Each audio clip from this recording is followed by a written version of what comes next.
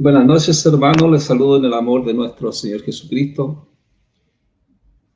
Contento, gozoso de estar un día lunes más con ustedes para escuchar el mensaje de nuestro Señor, esperando que el Espíritu Santo nos asista en esta noche y que seamos todos edificados, ¿cierto?, a través de las Escrituras. Bueno, gracias también por mis hermanos que en el día de mañana también van a escuchar este mensaje diferido, y también dar gracias a todos los hermanos que comparten, ¿cierto? Ya sea conocidos o desconocidos que ya son parte de esta página, y por compartir para que otros puedan escuchar también el mensaje de salvación que tanto se necesita en este mundo. Así que vamos a ir inmediatamente a lo que Dios tiene destinado para nosotros en esta noche. Y la palabra del Señor se encuentra en el libro de 1 Timoteo, capítulo 1, versículo 9 y 10, vamos a leer. Amén. Yo voy a leer una Biblia K2 mesiánica, y dice: sabemos que la Torá no es para la persona que es justa, sino para los que no la observan y son rebeldes, impíos y pecadores, malvados y mundanos, para gente que matan a su padre, a su madre, para asesinos, para los proxenetas, para los homosexuales, comerciantes de esclavos, mentirosos, perjuros, y cualquiera que actúe en contra de las sanas enseñanzas. Amén. Amados, Pablo hablándole a Timoteo, ¿cierto? Pablo, el maestro, Timoteo, el alumno, enseñándole estas sanas enseñanzas. Así como ellos, también nosotros, amados, necesitamos sanas enseñanzas. Hoy día, cuando las congregaciones están siendo apóstatas y se está tergiversando mucho las escrituras, cuando hablamos de sanas enseñanzas, está relacionado con la salud, con libre de enfermedad. Eso es sana doctrina. Es una enseñanza que no está contaminada o enferma. Por eso que cuando Pablo le habla a Timoteo, 2 Timoteo 3:16, que dice que toda la escritura está, es inspirada en Dios, ¿cierto? Inspirada por el Espíritu Santo para redarguir, ¿cierto? Para corregir. Lo voy a leer textualmente para no equivocarme, ¿cierto? Segunda de Timoteo 3:16 dice: toda la escritura es inspirada por Dios y útil para enseñar, para redarguir, para corregir, para instruir en justicia, a fin de que el hombre de Dios sea perfecto, enteramente preparado para toda buena obra. Eso cuando habla de perfecto, está hablando de, amado, de una madurez espiritual. Entonces nosotros con la sana enseñanza siempre vamos madurando espiritualmente en la palabra del Señor. Y aquí hay una palabra que habla para los proxenetas. En la Biblia Reina Valera no está esa palabra, 1 Timoteo 1:10. Por eso es importante, amado, tener varias Biblias para ir, ¿cierto?, adquiriendo un poco de más conocimiento, ¿cierto?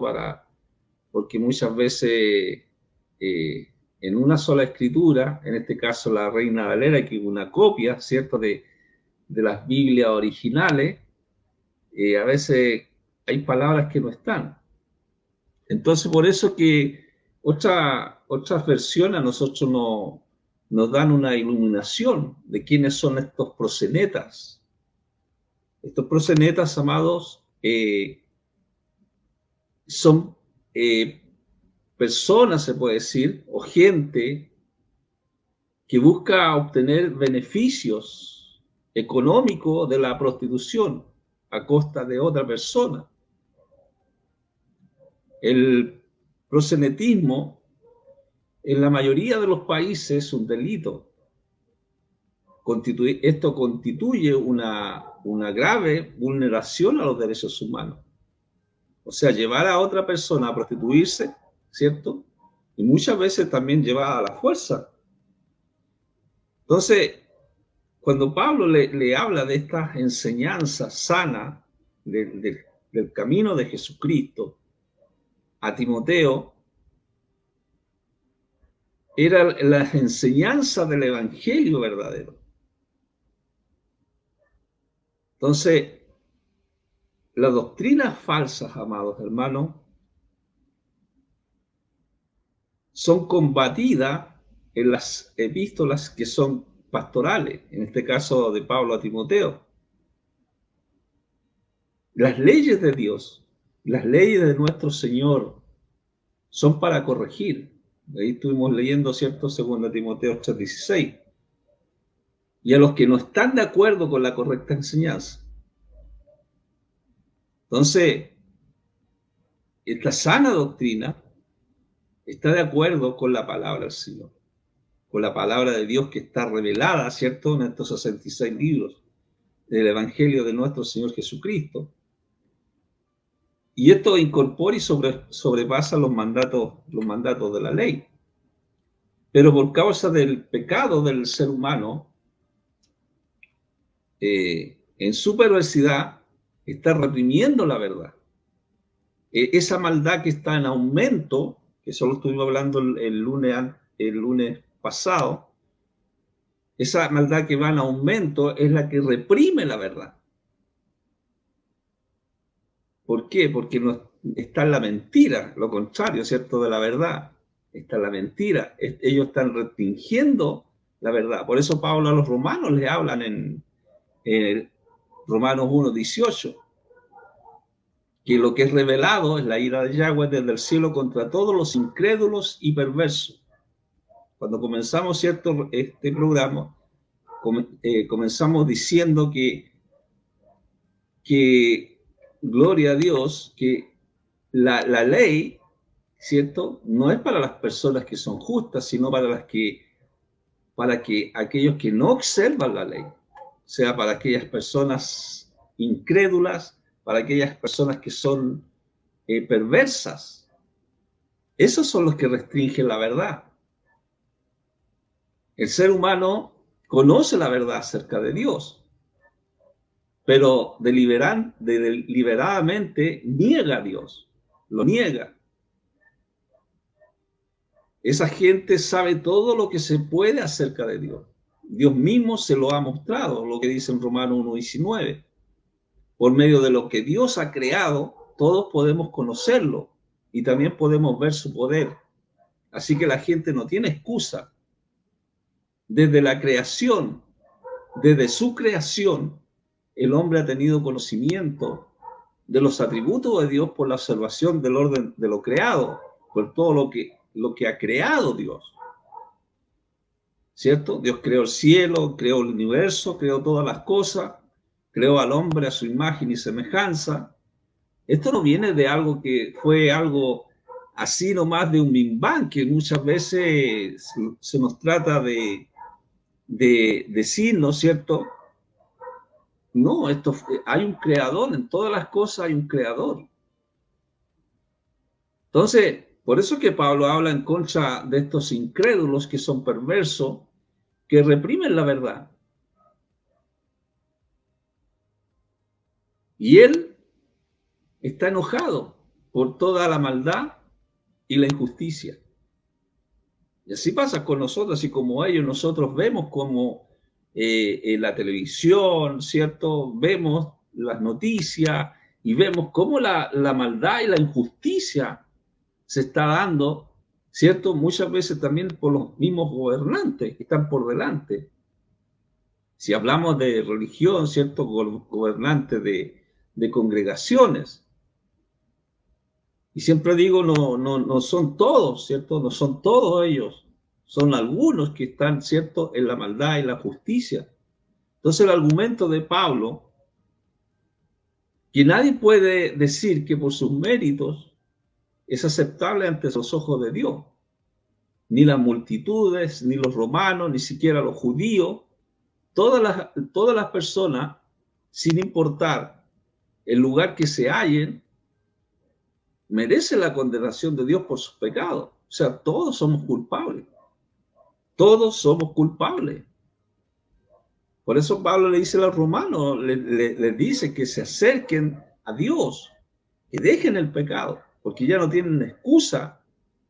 Dios se muestra al hombre de diferentes maneras. Dios nosotros vemos, amado, vemos todo lo creado, ¿cierto? Estamos viendo todo lo que Dios creó. Y la gente, por esa creación, puede aceptar o rechazar a Dios. Pero que lo que Dios nos manda, ¿cierto?, a través de la Escritura, a través de la palabra del Señor, que no seamos negligentes. Porque cuando llega el día en que deba ser juzgada la gente por lo que haya escogido, ¿cierto? Porque esto es voluntariamente, cada uno, cuando nosotros venimos al Señor, ¿cierto? Venimos voluntariamente. Voluntariamente aceptamos a Cristo a través de la fe.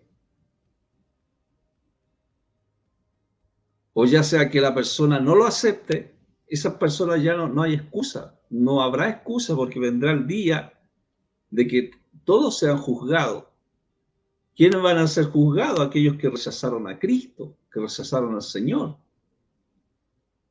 Claro, el juicio también empieza por su casa, pero ¿cuál es el juicio de los que empieza por su casa? No es un juicio de condenación, sino por la obra que hizo, por ejemplo, un cristiano aquí en la tierra y lo hizo mal.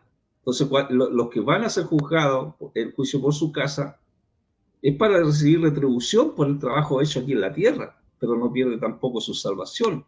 Es diferente a aquella persona que no recibe a Cristo, porque ya ellos van a tener una condenación eterna. Entonces, cuando uno recibe a Cristo, él merece, ¿cierto?, una devoción, una adoración. Entonces, muchas veces, cuando nosotros vemos en la Biblia, cuando dice lo que es revelado es la ira de Yahweh, la ira de Dios, contra todos los incrédulos y los perversos. Entonces, la pregunta que muchas veces surge, ¿cómo un Dios amoroso puede enviar a alguien al infierno? Sobre todo a quien nunca oyó acerca de Cristo. Y es la pregunta que siempre hacen, ¿cierto? Pero Pablo lo que dice, que se nos ha revelado ampliamente en su creación. Y aún la gente sigue rechazando este conocimiento tan básico de Dios, de que Dios creó todas las cosas. Entonces, cada persona sabe en su jurisdicción, en su poder, un poder interno, lo que Dios demanda, pero optan por no vivir de acuerdo a ello. Entonces, si la gente suprime la verdad de Dios a fin de vivir a su manera, no tiene excusa. No tiene excusa. Conoce la verdad y tiene que sufrir las consecuencias de pasarlas por alto. Por eso que Pablo, cuando dice, desde la creación del universo, sus cualidades invisibles, tanto su eterno poder como su naturaleza divina han sido vistas claramente. Y algunos podrían hacerse esta pregunta también. Si podemos conocer a Dios, ¿cierto?, por lo creado, entonces, ¿para qué se necesitan misioneros? Si la gente conoce a Dios a través de la naturaleza, a través de la creación, ¿cierto? Es la pregunta que muchos se harían. Para qué se necesita misionero? Para ir a misionar, ¿cierto? Entonces la respuesta sería que a pesar de que la gente sabe que Dios existe, por sus perversiones, por sus maldades, rechazan así toda relación que tienen con Él. Entonces, ¿qué pasa con los misioneros? Los misioneros, cuando llevan el mensaje de Jesucristo a lugares que son inhóspitos, ¿cierto? En el caso de la India, que ellos adoran muchos dioses, ellos tienen que tener mucho tacto de señalarle el error que están cometiendo y le muestra las posibilidades de un nuevo comienzo, a pesar de que pueden creer en Dios, pero no quieren tampoco tener compromiso con Dios. Yo creo que ahí está la clave de todo. Los misioneros, amados hermanos, intentan persuadirlo mediante la palabra afectuosa y la obra de amor que hizo nuestro Señor Jesucristo por todos nosotros. Entonces los misioneros convencen a la gente a través del Espíritu Santo, por supuesto, porque Él es el que convence, Él envía, ¿cierto? Convence a la gente que rechaza a Dios de las peligrosas consecuencias de ese rechazo. Cada persona que rechace, ¿cierto? Desgraciadamente hay una condenación para aquellos que rechazan a Cristo. Entonces, a través de los misioneros, la iglesia obedece la gran comisión de nuestro Señor, ¿cierto? Y predicar el evangelio por todas las naciones, enseñándolo en todas las cosas. Hay que hablarle de Cristo a la gente. Hay que hablarle del Señor. Cómo a través de Cristo, cómo a través del Señor, Él puede tener una relación personal. Cada uno de nosotros, amados, tenemos una relación personal con el Señor, con su escritura, obedecer a su palabra. No es suficiente saber que Dios existe. Los demonios creen también que Dios existe, pero ellos no obedecen. Y ahí está la diferencia. Los hijos de Dios obedecen a la palabra del Señor. Entonces, lo que tiene que aprender la gente, lo que tiene que aprender que Dios es amor.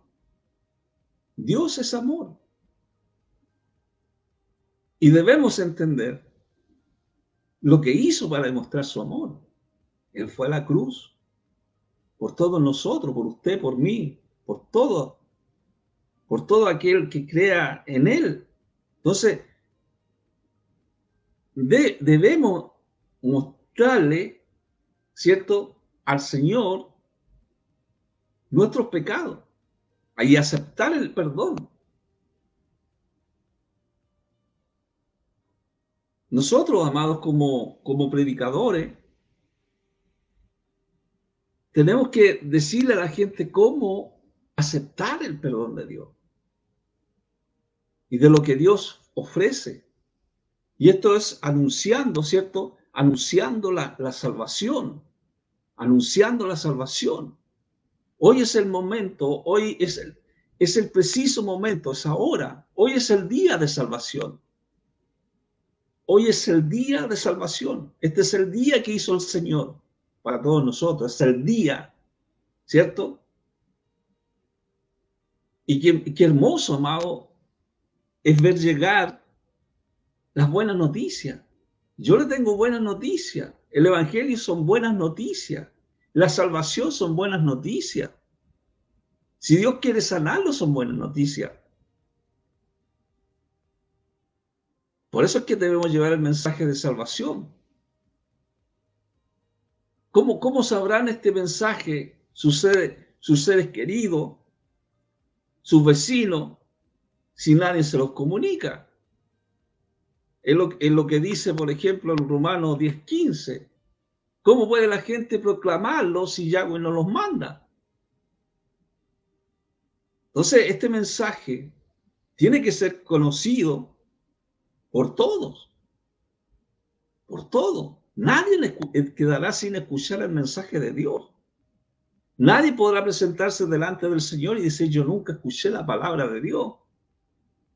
Porque el mensaje del Señor está por todo lugar. Piense en una persona que necesita oír las buenas nuevas.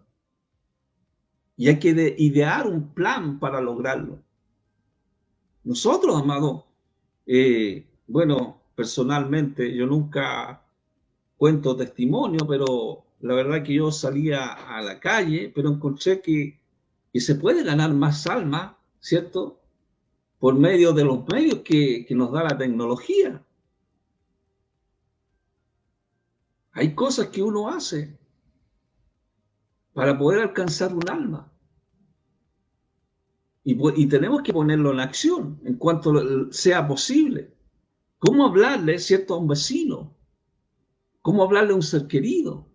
A una persona que uno quiere, que uno ama, ¿cierto? ¿Cómo hablarle a ellos de la salvación, nuestra propia familia?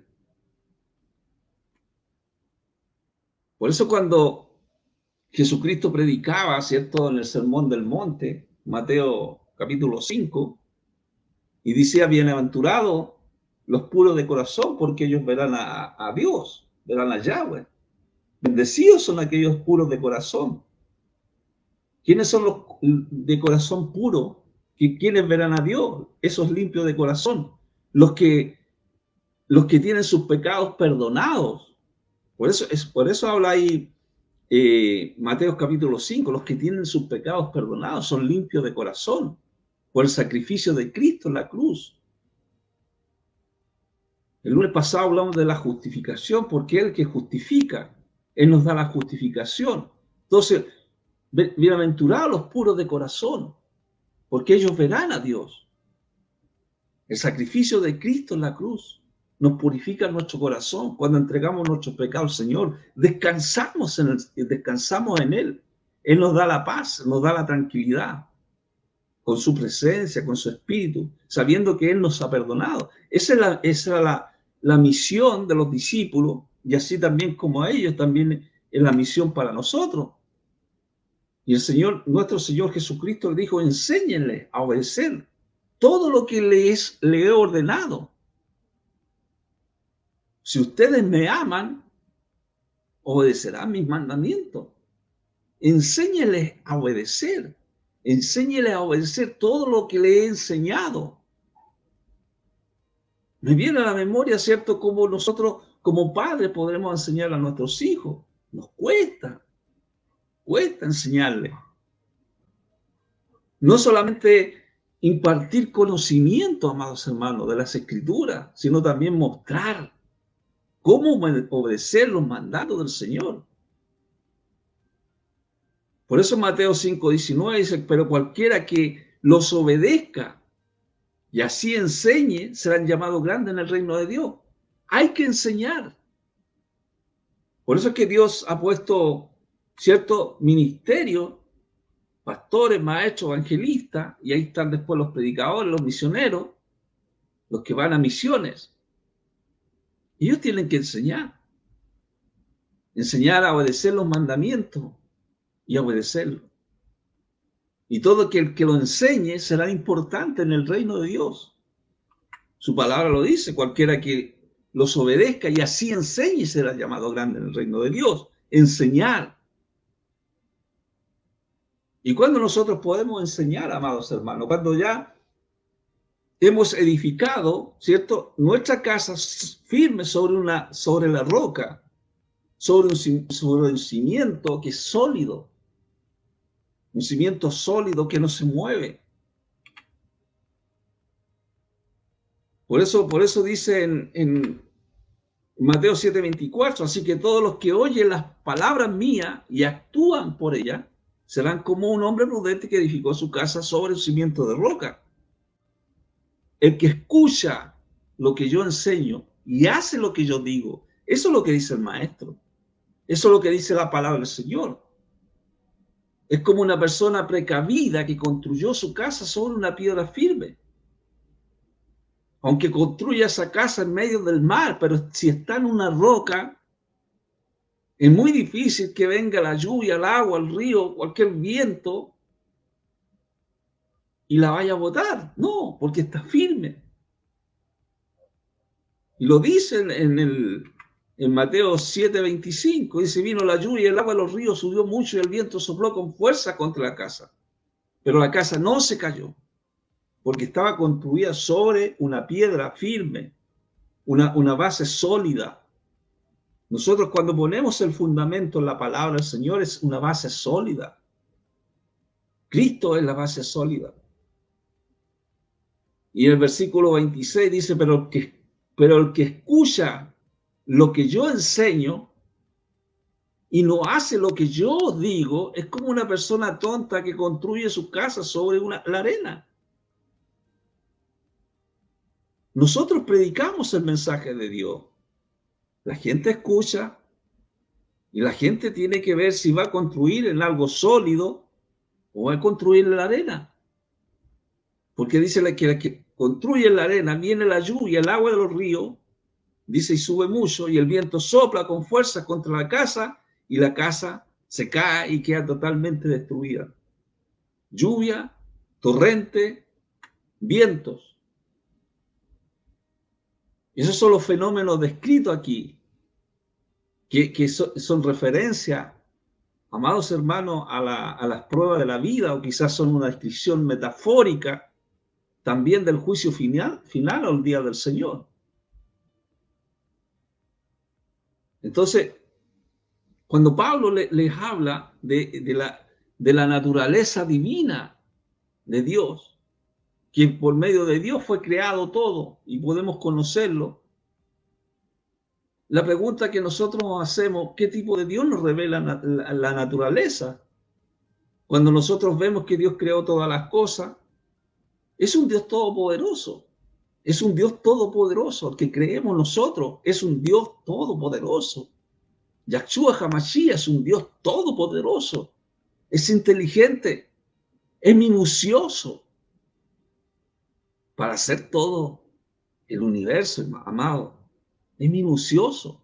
Todas las cosas son perfectas. Hasta la creación del ser humano, todo lo que ha hecho con nosotros, lo que ha hecho con el hombre, yo me refiero a la parte, no sé, los huesos, la sangre, la célula, todo ese tipo de cosas, para ser este Dios maravilloso, es muy minucioso en todas las cosas, un Dios de orden, un Dios de hermosura, porque todo lo que ha creado es hermoso, y un Dios que controla todas las cosas. Es una revelación general, que todo el mundo, y algo básico, cierto, que la gente debiera saber. Cuando usted va a la naturaleza, al campo, ve eso, cierto, los pajaritos, ve los árboles, el agua, todo eso. E incluso cuando usted va al sur de Chile, usted ve las estrellas casi que están encima de uno. Y uno empieza a contemplar, qué maravilla, hermano, qué maravilla. Como esa creación de Dios. Y es una revelación especial. La Biblia enseña la venida de Jesús, la venida de nuestro Señor. Y nosotros aprendemos acerca del amor, del perdón, de la vida eterna que Él nos ofrece. Entonces, en su gracia, en su presencia, nos ha revelado dos maneras para que podamos creer en Él.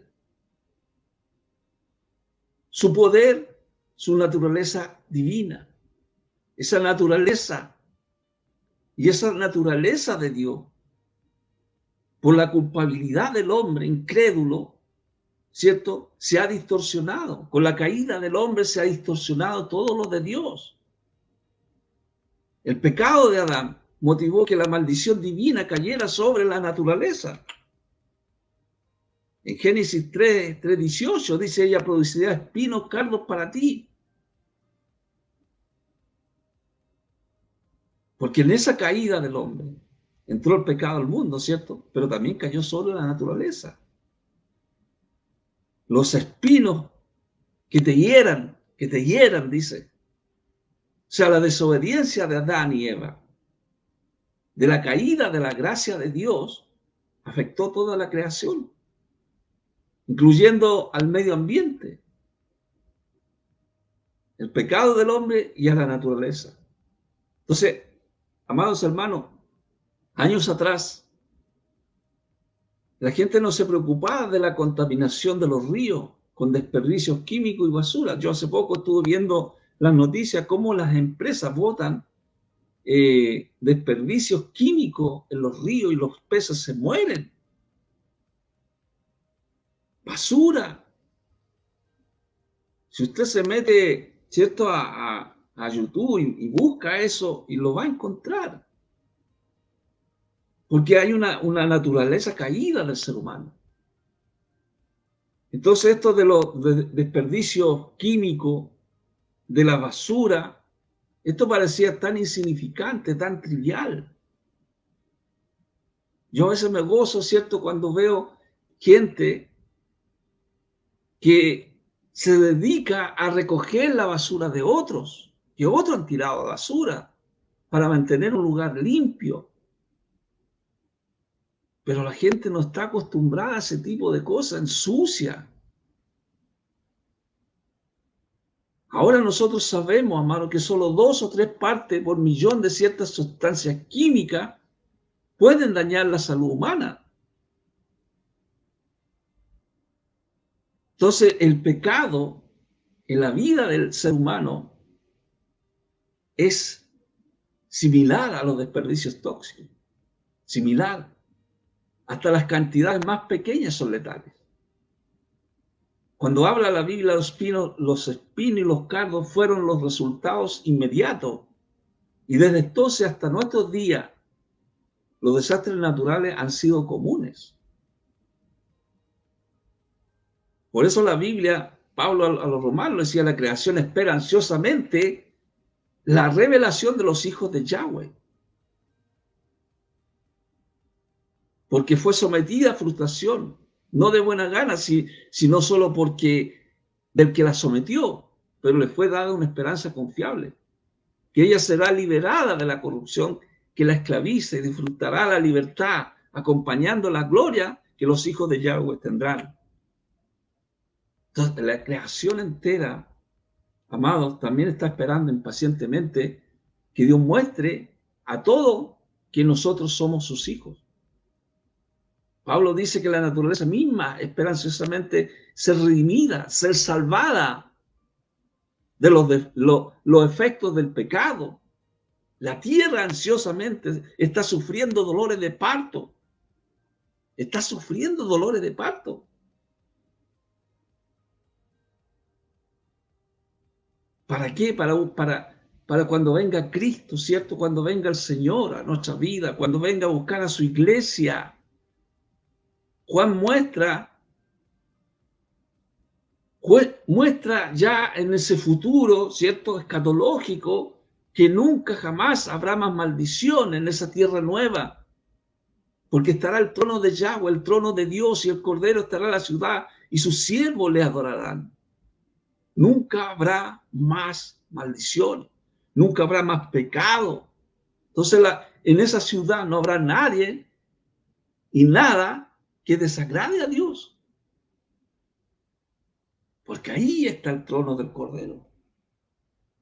Los servidores de Dios le adorarán como los ángeles. Estaremos ahí con el nuestro Señor. Nada maldito estará en la presencia de Dios.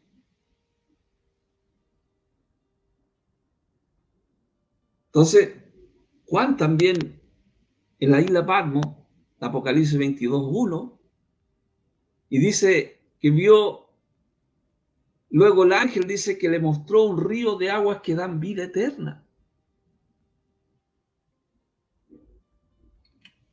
El agua de vida, amado, es símbolo de vida eterna. Y Jesús lo empleó en ese mismo símbolo con la mujer samaritana. Porque le dijo, el que beba del agua que yo doy nunca más tendrá sed. Porque esa agua es como un manantial del que brota vida eterna. Entonces, es la plenitud de vida con Dios, una plenitud de vida con Dios, una bendición eterna. Cuando nosotros creemos en Él, le permitimos satisfacer nuestra sed espiritual. El hombre necesita palabra de Dios. Pero la culpabilidad del hombre ha cambiado la gloria de Yahweh por semejanzas de meras imágenes. Por eso la Biblia que dice que los idólatras no heredarán el reino de Dios. Antes, ¿cierto? Cuando Moisés fue a buscar las tablas de la ley de Dios, el pueblo empezó a hacer un becerro de oro. Hoy día también vemos mucha idolatría, ídolos en forma de ser humanos. Son mortales al fin y al cabo, o con formas de pájaro, de animales, de cuatro patas, de serpiente. A la gente le gusta la idolatría. Nosotros tenemos un Dios vivo. Su presencia, su espíritu, su palabra es la que nos enseña. La pregunta que cabe preguntarnos: ¿cómo las personas inteligentes pueden volverse idólatras? ¿Sabe cuándo la gente se vuelve idólatra? Cuando la gente rechaza lo que sabe acerca de Dios. Quieren hacerse sus propios dioses. Sus propios dioses. En lugar de poner sus ojos en Yahshua, nuestro Señor, el creador, el sustentador de la vida. Actúan como si fueran el centro del universo. Inventan dioses. El hombre, en su pecado, ellos inventan dioses que se ajustan muy bien a su egoísmo, sus planes, sus designios. Estos dioses que ellos se hacen son figuras de madera. Hay textos bíblicos que dicen que el leñador, ¿cierto?, corta una rama de un árbol y se hace una imagen y después la empieza a adorar él mismo. Los dioses, amados, pueden ser metas también, pueden ser cosas que queremos tener, tales como también el dinero. El dinero es idolatría. El poder, las comodidades, todas esas cosas, amado, son representaciones erróneas de Dios. El denominador común es la idolatría. Adora las cosas que Dios ha hecho antes que Dios mismo. O sea, la pregunta: ¿cuáles son sus prioridades de la gente que no conoce a Dios? ¿Dónde están sus sueños? ¿Dónde están sus planes? ¿Dónde están sus esperanzas? ¿Rinde culto a Dios o a los ídolos que ellos mismos han fabricado? Por eso Pablo le dice, Romanos 1:22, profesando ser sabios se hicieron necios. Y el versículo 24 dice: por lo cual Yahweh los entregó a la vileza de las lujurias de sus corazones. Y pese a ello, no solo continúan haciéndolo, sino que aplauden a otros que lo hacen lo mismo. No debemos seguir el sistema de este siglo, amados hermanos. El sistema de este siglo. Tenemos que seguir a Dios. Entonces ellos profesan ser sabios, pero se hacen necios. Se hacen necios. No saben nada. Sus malos pensamientos lo han llevado a hacer con sus cuerpos cosas vergonzosas. Lo que habla, ¿cierto?, Romano 1:24. Lo entregó a la vileza y a la lujuria de sus corazones, al mal uso vergonzoso de los cuerpos de cada uno con los otros. Entonces Pablo está hablando con toda claridad la espiral descendente del pecado. Primero, las personas rechazan a Dios. Después se hacen sus ideas de que deben hacer un Dios, ellos. Luego caen en pecado, pecado sexual, codicia, odio, envidia, homicidio, disensión, engaño, malicia, chisme. Y por último, crece su odio hacia Dios y animan a otros que sientan lo mismo. Santiago dice que el pecado te consumirá hasta matarte. El pecado es muerte, amados hermanos. Y Dios Dios, nuestro Señor, nos da inicio a esta progresión hacia el mal. Todo lo contrario. Lo que Dios hace es mostrarnos el bien a nuestras vidas. El bien. Pablo, amado, siendo erudito, ¿cierto?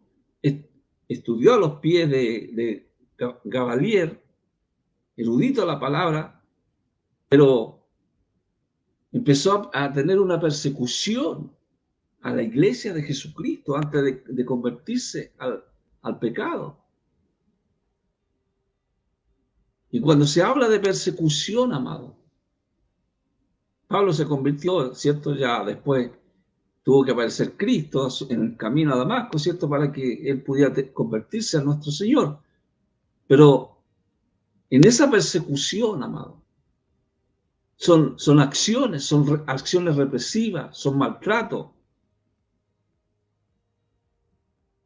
Cuando Saulo, porque todavía no era Pablo, ¿cierto? Vio cómo mataban a Esteban, a él le pareció bien. Y más tarde unos hombres que amaban mucho al Señor, dice que recogieron el cuerpo de Esteban, lo enterraron y durante varios días dice que lloraron su muerte, la muerte de Esteban. Un hombre justo, un hombre de Dios. Y con la muerte de Esteban, amados hermanos, con la muerte de Esteban, a partir de ese día mucha gente comenzó a maltratar a los seguidores de Yahshua, de nuestro Señor, que vivían en Jerusalén. Y por eso todos tuvieron que separarse y huir a las regiones, ¿cierto? En este caso Judea, Samaria. Y dice que solamente los apóstoles se quedaron en Jerusalén. Y a partir de ese día, mucha gente comenzó a maltratar a los seguidores. Amados, el tema de la persecución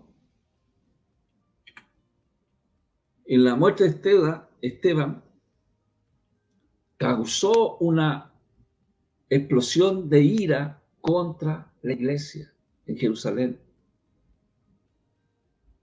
Y ahí fueron las palabras de Jesús que empiezan a cumplirse. Cuando dice, y tendrán poder cuando haya venido sobre vosotros el Espíritu Santo. Lo que dice Jesús, quiero que sepan que el Espíritu Santo vendrá sobre ustedes. Ustedes van a recibir poder para hablar de mí en Jerusalén, en todo Judea, Samaria y hasta los lugares más lejanos del mundo. Eso es lo que nos da la fuerza. Ese Espíritu Santo está con nosotros. En cada uno que ha recibido a Cristo en su corazón, con un corazón compungido delante del Señor. Entonces, amado, hablamos de las sanas enseñanzas de Dios. Las enseñanzas de Dios.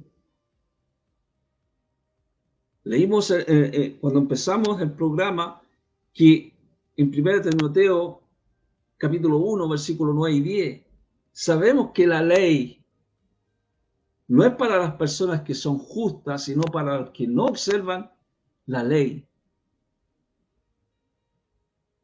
Para aquellos que quieran conocer de estas sanas enseñanzas. Aquellos que no han aceptado estas sanas enseñanzas en Cristo Jesús. Ser parte de Cristo. ser parte de estas sanas enseñanzas, que están libres de enfermedad, que no está contaminada, no está enferma, la palabra del Señor. Porque la palabra de Dios, según Timoteo 3:16, dice que toda la escritura es inspirada por Dios y útil para enseñar, para redarguir, para corregir, para instruir en justicia.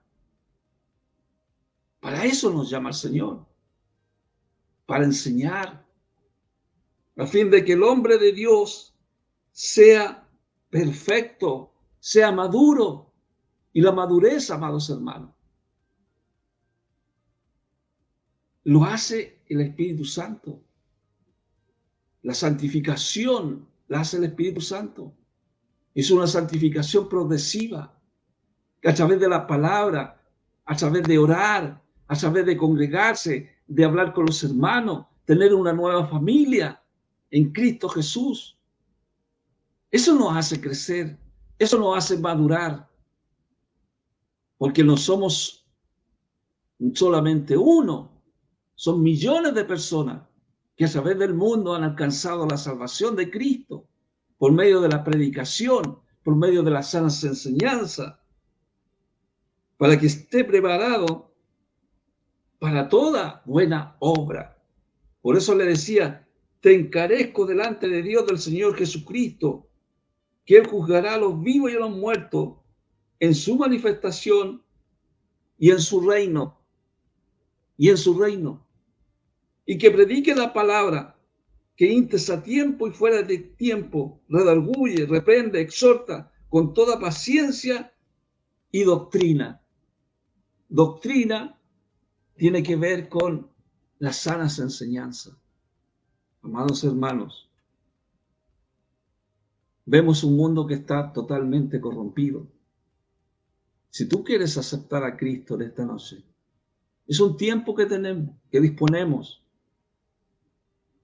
que tú entregues tus pecados delante del Señor y Dios te entrega la justificación, te entrega la gracia, te entrega su Espíritu y serás parte del cuerpo de Cristo.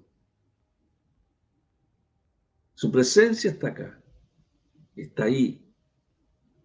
No sé cuál es la situación que tú te encuentras. No sé cuál es el problema que te puedes encontrar. Pero cualquiera que sea, ponlo delante del Señor. Vamos a orar. Padre, en el nombre de Jesús, yo te doy gracias por este mensaje. Te alabamos, te glorificamos y te exaltamos. Tú eres el alfa y el omega, el principio y el fin. Gracias por este tiempo que hemos tenido, Señor, en tu palabra. Gracias porque nos edifica. Gracias porque nos entregas tu mensaje de salvación. En esta hora, Señor, te pido por aquellos que están clamando, tócales, Señor, con tu Espíritu Santo, convéncelos de cualquier problema, sana sus enfermedades, esos problemas que ellos tienen, Señor. Inscríbelos en el libro de la vida para la gloria de tu nombre y que tu Espíritu Santo empiece a trabajar en sus vidas, en su familia, en sus seres queridos, en todo lo que ellos dispongan. Yo te doy gracias, Señor, por tu Espíritu Santo, Señor, que nos convence, por iluminarnos, Señor, este mensaje. Gracias. Amén y amén. Amados hermanos, gracias. Gracias por estar, ¿cierto? Y porque puedan conectarse también en el día de mañana. Amén. Y vamos a estar nuevamente el próximo lunes, si Dios quiere. Bendiciones para Alba Pérez. Bendiciones. Buenas tardes, bendiciones, dice. Gracias. Y comparta con sus amigos, vecinos, y podamos encontrarlo también el próximo lunes, si Dios lo permite. Amén. Así que alabamos a nuestro Señor, alabamos su presencia y nos estaríamos viendo. Amén.